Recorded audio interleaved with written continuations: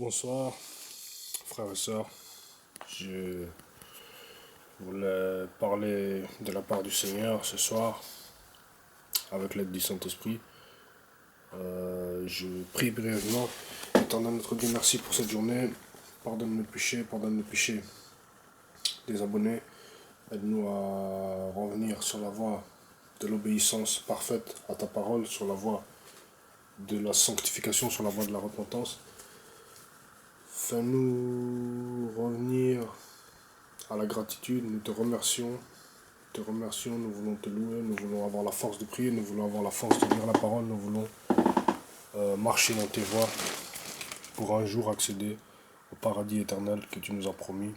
Tu nous as réservé une place. Nous croyons que tu nous la gardes pour chacun d'entre nous.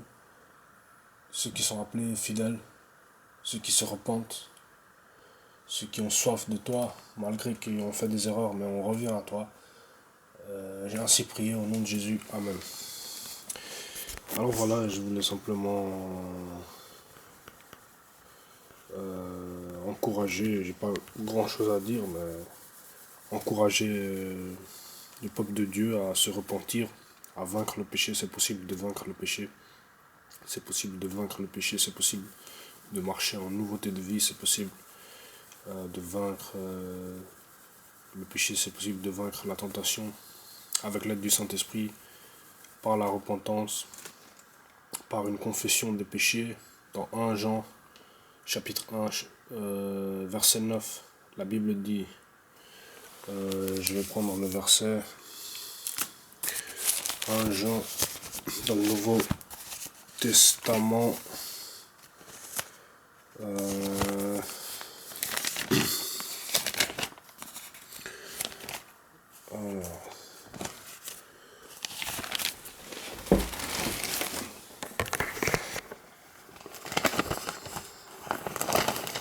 Pierre 3:20.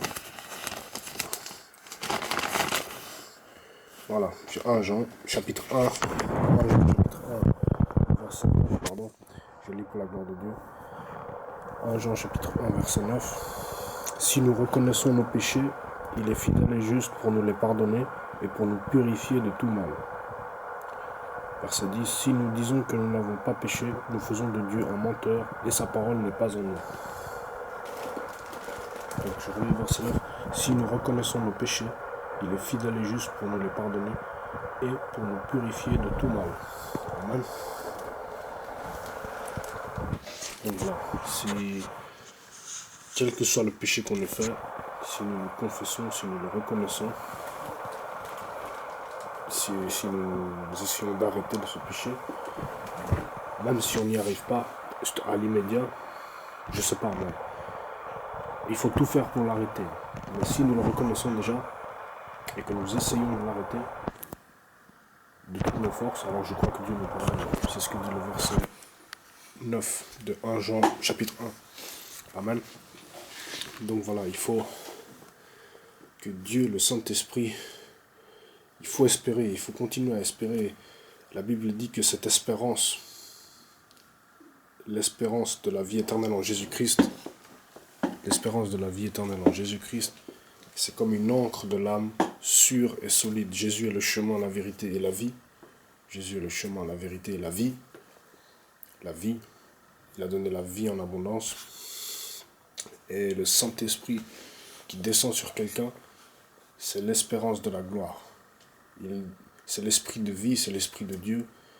Il y a toute la plénitude de la divinité dans le Saint-Esprit de Dieu.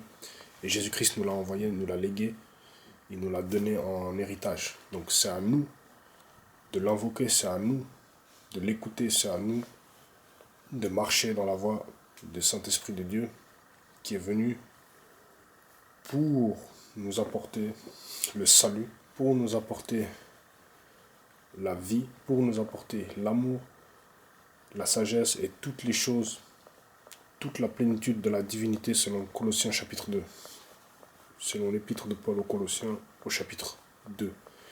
Donc voilà ce que je voulais vous dire. Et vraiment, je vous encourage à revenir à Jésus. Jésus dit dans Ésaïe, au chapitre Ésaïe chapitre 45 et au verset 22, la Bible dit, tournez-vous vers moi, donc c'est Dieu qui parle, tournez-vous vers moi et vous serez sauvés. Ésaïe chapitre 45 au verset 22, tournez-vous vers moi et vous serez sauvés. Donc nous devons nous tourner vers Dieu, nous devons nous tourner vers Dieu au moyen de son Fils unique, Jésus-Christ, le roi des rois, au moyen de son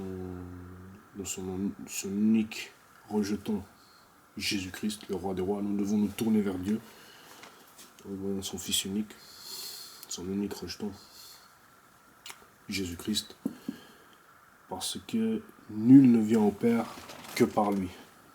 Personne ne vient au Père si ce n'est par la grâce qui est en Jésus-Christ. Et c'est le seul et unique moyen pour accéder au paradis. Ce n'est pas Allah, ce n'est pas Bouddha, ce n'est pas Krishna ou je ne sais qui, c'est Jésus-Christ. Et Jésus-Christ seul qui permet à quiconque croit en lui d'accéder au paradis pour l'éternité. Amen. Donc je nous encourage à nous accrocher à lui.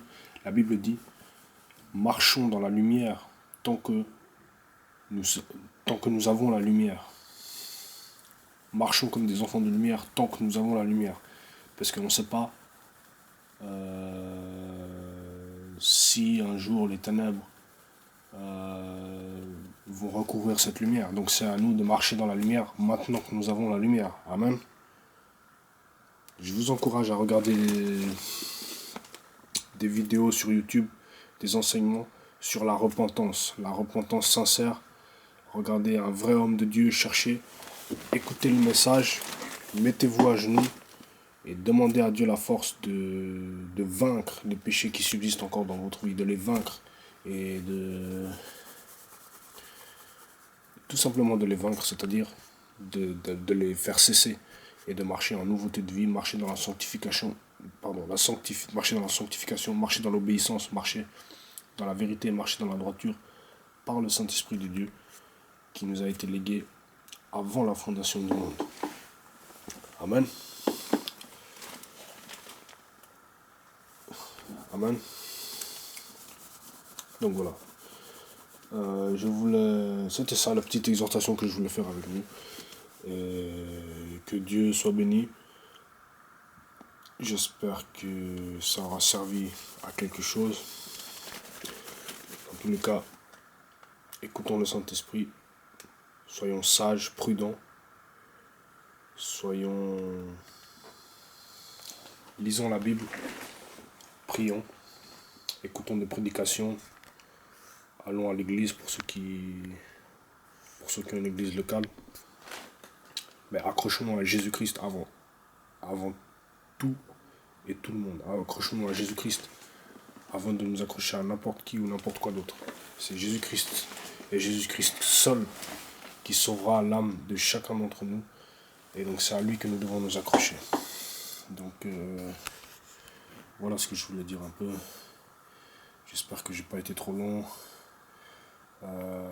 Que Dieu nous bénisse, que Dieu nous protège, que Dieu nous donne la force dans la prière, que Dieu nous donne le discernement spirituel, qu'il nous donne la sagesse, qu'il nous donne la victoire sur le péché, et qu'il nous fasse marcher en nouveauté de vie, qu'il fasse de nous de nouvelles créatures, qu'il nous fasse naître de nouveau, et que nous puissions saisir vraiment le don, la grâce que Dieu nous a fait d'être ses enfants, de la saisir pleinement pour pouvoir vraiment entrer dans l'héritage et dans le sentier qui est un chemin difficile, long, mais ça vaut la peine. Ça vaut la peine, je vous le dis, parce que à la fin, il y a vraiment une grande récompense pour ceux qui auront été fidèles. Et j'encourage chacun d'entre ceux qui écoutent mes paroles à rester ferme, attachés au Seigneur Jésus-Christ.